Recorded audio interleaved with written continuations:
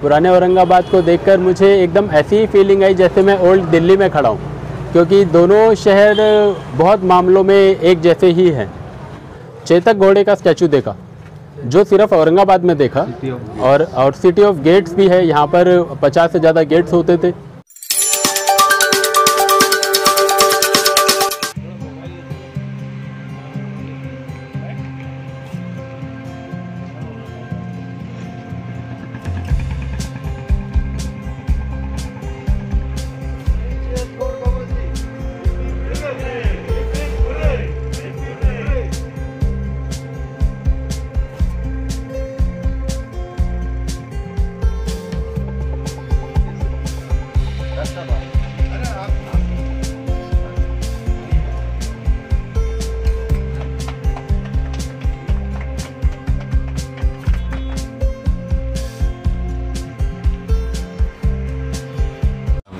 कमल गोला ये नौजवान आज औरंगाबाद तशरीफ़ लाए हैं।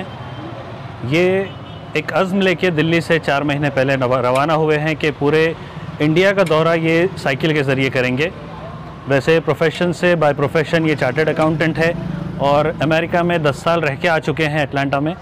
तो ये एक बहुत बड़ा कदम इन्होंने उठाया कि ये साइकिलिंग के ज़रिए पूरे हिंदुस्तान का दौरा कर रहे हैं।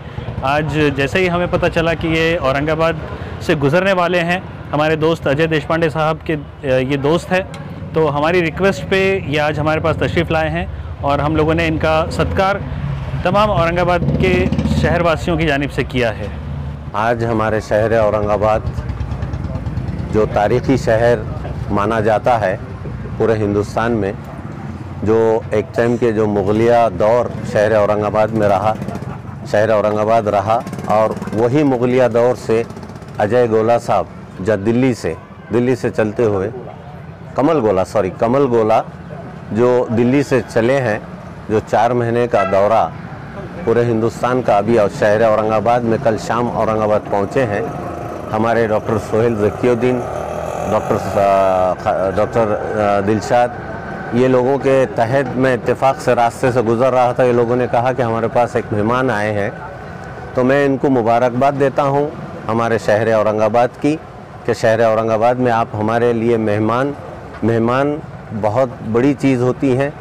हमारे इस्लाम में ये बताया गया है कि मेहमान एक मुबारक कदम लेकर आता है, और हमको ऐसा लगता है कि आप शहर औरंगाबाद में आए हैं तो आप शहर औरंगाबाद के लिए हमारे जो यंग जनरेशन है उनको साइकिलिंग का एक मैसेज देके कि वो बच्चे अपनी फ़िटनेस के लिए अच्छे रहें।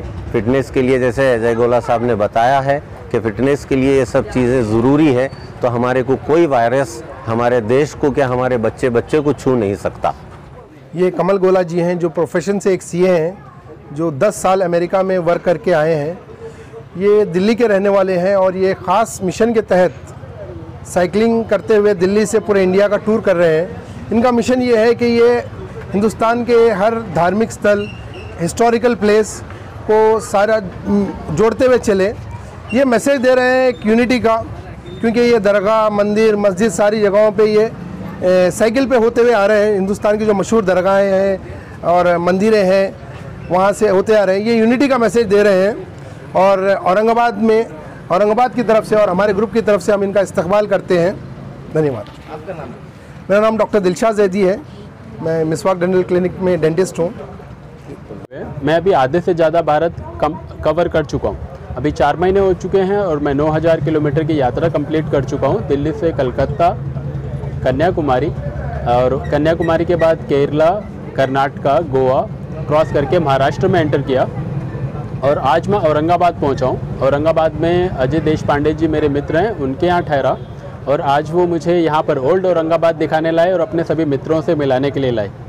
यहाँ पर मैं हार्दिक धन्यवाद दूंगा डॉक्टर सोहेल जी का, डॉक्टर दिलशाद जी का और ज़कीउद्दीन सिद्दीकी जी का, जिन्होंने मेरा बहुत ही एक वार्म वेलकम किया एक पुराने औरंगाबाद में। पुराने औरंगाबाद को देखकर मुझे एकदम ऐसी ही फीलिंग आई जैसे मैं ओल्ड दिल्ली में खड़ा हूँ, क्योंकि दोनों शहर बहुत मामलों में एक जैसे ही हैं। तो देश घूमने से हमें ये भी पता चलता है कि हमारा देश कितना सुंदर है। हर राज्य एक राज्य दूसरे राज्य से कितना अलग हो जाता है, कल्चर के मामले में, रहन सहन के मामले में, खान पान, बोली, और वहाँ पर देखने के लिए बहुत ही सारी सुंदर जगहें हैं। तो अगर हम लोग ये सोचते हैं कि ज़्यादातर सुंदर जगहें या अच्छी जगह सिर्फ विदेशों में ही हैं, तो ये मेरे हिसाब से एक बहुत ही गलत धारणा होगी। मैसेज ये तो पूरे देश के लिए मैसेज है कि समय निकाल के अपना देश ज़रूर घूमने के लिए थोड़ा टाइम निकालिए। बहुत ही सुंदर देश है, हर तरह की चीज़ें यहाँ पर पर्याप्त मात्रा में हैं और आप लोगों को बहुत अच्छा लगेगा। बट आपका उद्देश्य जो है तो एक रिकॉर्ड बनाना है या कोई ऐसा कुछ मिशन लेकर चल रहे हैं आप? मेरा उद्देश्य रिकॉर्ड बनाना नहीं है, क्योंकि अगर रिकॉर्ड बनाना होता तो फिर मैं आज यहाँ पर नहीं रुक पाता, तो फिर मैं नॉन स्टॉप साइकिलिंग करता। लेकिन जब हम रिकॉर्ड बनाने के लिए निकलते हैं तो उसमें औरंगाबाद का कल्चर देखने का टाइम नहीं मिलता है। ठीक है, मुझे ये पता ही नहीं चलेगा कि पूरे 9000 किलोमीटर में मैंने सिर्फ अभी तक एक सिंगल चेतक घोड़े का स्टैचू देखा, जो सिर्फ औरंगाबाद में देखा। और सिटी ऑफ गेट्स भी है, यहाँ पर 50 से ज़्यादा गेट्स होते थे। तो वो कल्चर को देखना मेरी फर्स्ट प्रायोरिटी है, उस कल्चर को एक्सपीरियंस करना। यहाँ पर हर स्टेट का एक अपना यूनिक कल्चर है और यही जो यूनिकनेस है यही पूरे भारत को एक दूसरे से, एक राज्य को दूसरे राज्य से बांध के रखती है। तो फिटनेस, देश भ्रमण और कल्चर की डाइवर्सिटी को समझना और उसको एक्सेप्ट करना बहुत इम्पोर्टेंट है। आप जहाँ जाते हैं वहाँ पर ऐसा कुछ कार्यक्रम प्रोग्राम अरेंज करते हैं या नुक्कड़ सभा रहती है या कॉर्नर मीटिंग लेते हैं, किस तरह से आप मैसेज देते हैं? मेरा देखिए, जब आप साइकिल से सफ़र करते हैं तो आप एक तो जल्दी में नहीं होते। ठीक है, आप मोटरसाइकिल पे नहीं हैं, आप प्लेन से ट्रैवल नहीं कर रहे हैं जो आपकी टिकट बुक है और आपको भागना ही भागना है। तो साइकिल से ट्रैवल करने का ये सबसे बड़ा बेनिफिट है कि आप दिन में जितनी मर्जी बार भी चाहें उतनी बार ही रुक सकते हैं लोगों से बात करने के लिए। जब भी आप ब्रेकफास्ट, लंच, डिनर करने के लिए रुकते हैं या दिन में कभी भी आप चाय पानी के लिए अगर रुकते हैं तो वहाँ पर डेफिनेटली 10 से 15 लोग उस जगह पर इजीली होते हैं। वो देखते हैं कि कोई आदमी साइकिल पर बैग्स बांध के और हेलमेट पहन के, तो थोड़ा उनको अलग लगता है। उनको लगता है कि कोई बाहर से मेहमान उनके राज्य में आया है। और महाराष्ट्र के अंदर लगभग रोज़ मुझे कम से कम 10 ऐसे लोग साइकिल के साथ में चलते हैं, मुझे रोकते हैं, मुझसे बात करते हैं और हमेशा मुझे चाय पानी पूछते हैं, खाने के लिए पूछते हैं कि कोई बाहर से मेहमान हमारे राज्य में साइकिल पर अगर घूमने आया है तो भूखा तो नहीं है, प्यास तो नहीं लगी।